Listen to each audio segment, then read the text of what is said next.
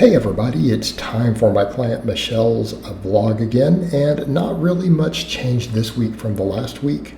The program is pretty much the same. We change it every 2 to 3 weeks. I do change some of her accessory work, mainly because she needs it for boredom purposes. Again, she likes to change stuff up, but we always keep kind of the main lifts the same. We have some staple movements that are going to tend to be in her program. They're always going to be things like our big three, because she is going to do some high-level powerlifting meets later this year, at least one, in addition to the bikini and modeling stuff she's doing. So we do always keep those in. Pull-ups tend to be a staple for us, right? She's really good at them. I'm a big fan of the pull-up. She can crank out 10 to 15 of these. So again, we use them. So these tend to be staples. So these get used a lot. Leg press is kind of a staple for us too at this point. It's something I'm going to probably keep in her routine indefinitely. So if you look at what we do for most of the upper body, it's all done as supersets. So we do a training max on the bench press, which I program every week. They're intended to be, close to 90% maxes.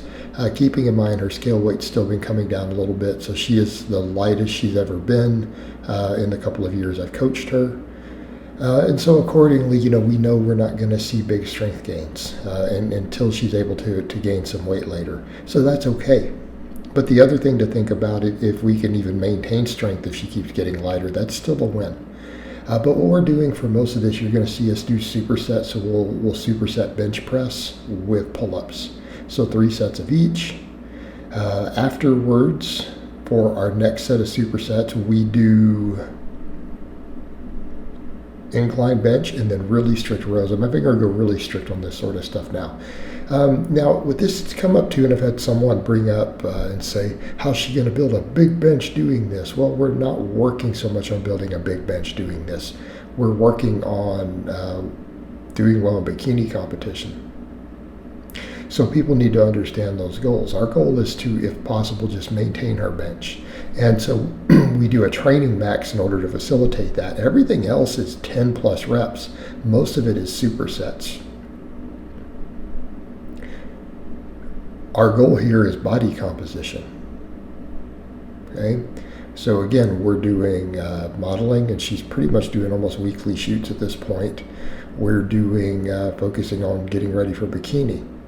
We just want to keep the strength that she has. So our goal here is not to build this monstrous bench press, but keeping in mind she's getting lighter and lighter. So, her Wilks scores are going way up.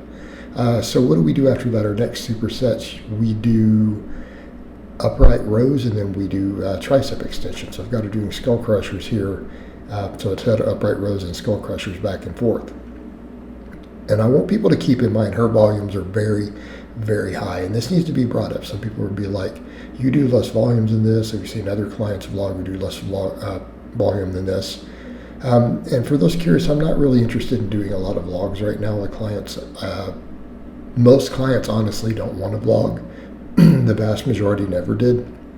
And I actually had a really, really high client load at the time when I was running like 8 or 9 vlogs a week. I think at that time, at the peak of that, I was running 43 clients, and I simply cannot do that. The workload of that's ridiculous.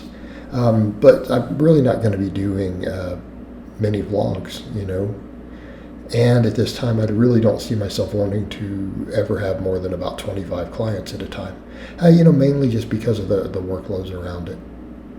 And that's helped kind of keep that down. Again, it keeps my life sane as a coach and being able to deliver quality coaching. So for those just curious, that's come up too with these vlogs. It's like, and the majority of clients don't want to vlog, particularly the demographics that I'm coaching more and more of these days. Right, my dad bod transformations and stuff. Those people don't want to do vlogs. But Michelle's going to be a mainstay in these because we've been doing these a long time. She enjoys doing them. We want to do them. We agreed we were going to do this. So. And her goals change over time, so it stays interesting. But I want people to keep in mind her volumes are way, way, way higher than my other clients for the most part. Why? She needs it mentally, right? For her, the gym is therapy. The gym is therapeutic. She also needs it for her health purposes. I'm not going to go into any of that. But keeping her activity level extremely high is beneficial.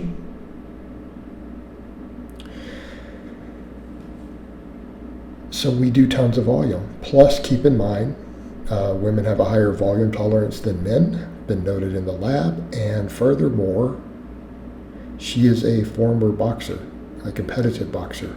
So she's always had a high level of conditioning. So she's a little bit different of a case than my average client. Okay, so I want people to keep that in mind. And then you guys saw that final superset, of course, it was lateral raises and curls. All right, so for lower body day, what we're doing for this little block, she does her training max on the squat. Then we do deep pause squats. And I've told her, she's like, I need to cut the weight down. Like, yeah, our goal for this is to get deep, have 10 challenging reps with a 2 count pause on every rep. And if you have to go lighter, then you go lighter to do that.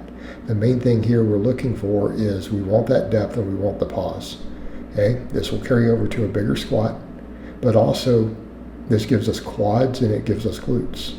Okay, these are things that we need to bring up.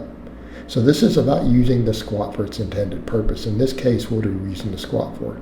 To develop those muscles maximally and for some carryover to the max squat. Plus, that'll help her hit depth at meets later. All right, our next exercise in the rotation, then we do a superset for these. The pause squats, we do not superset. Pause squats, we do not superset. These we do. So we do fairly close grip leg press. Again, trying to get the knee bend so that we get quad development. And then we superset that with calf raises done on the leg press. Okay. Again, nice convenient setup to do because, again, we can do calves immediately. And her calves do need to come up. So particularly bikini and all that, we need those calves bigger, right? So we work a couple different angles on them twice a week right now. And keep in mind, these workouts are all done twice a week. The only real difference is we do a deadlift training max on the second lower workout instead of a squat one. And then we run pretty much the same programming.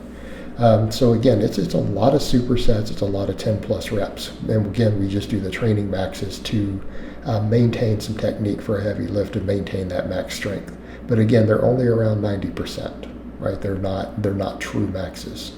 All right, next set of exercises we do, of course, yeah, we're doing a tricep with this. So after that, she does a glute ham raise and then she repeats that tricep again. Again, keeps our conditioning high, lets us get a lot of work density because, again, I don't want her to spend 4 hours in the gym doing these workouts. I mean, you start looking at it, it's like, man, we do a heavy squat, then we do pause squats, toe presses, glute ham raises, good mornings, pull through, seated calf raises, all this stuff, right? It's a lot of work. So the supersets and the trisets let us get a lot done, keeps our heart rate up, keeps our conditioning high. All right, next exercise we do is good mornings, right? Everyone knows I'm a big fan of good mornings for my power lifters. Again, particularly my power lifters. I like good mornings mainly because of the carryover to the squat. Good mornings help build your power squat. But let's come over and talk about what we're doing here also. Well, they're a posterior chain builder. Okay? They put the hamstrings into a stretch position, into a lengthened position. So it makes them a phenomenal hamstring exercise. It works the glutes effectively, and it helps build the erectors in the low back. The other big thing, and that's from the hypertrophy end, and it's a fantastic hypertrophy exercise for the whole posterior chain. But what does it bring over then for strength purposes? If you struggle with the lockouts on a back squat, like you struggle with too much forward lean and you miss squat sometimes there, good mornings will help you push through that. All right. And then, of course, we superset that with seated calf raises, right? So again, the other one, we're working the gastrocnemius. With the seated position with the knees bent, we are working the soleus muscles. So again, trying to get full, complete calf development for her here. And then we finish up at the end with her deadlift, which is from the second workout, the last workout of the week. But I always like to throw it in there because she does have a good deadlift. It's historically been our best lifting competition. So again, I like to always show off and have that deadlift in there. All right, guys, but that's really all I have to say on that today. I hope it's been informative, and I'll talk to you guys and gals next time.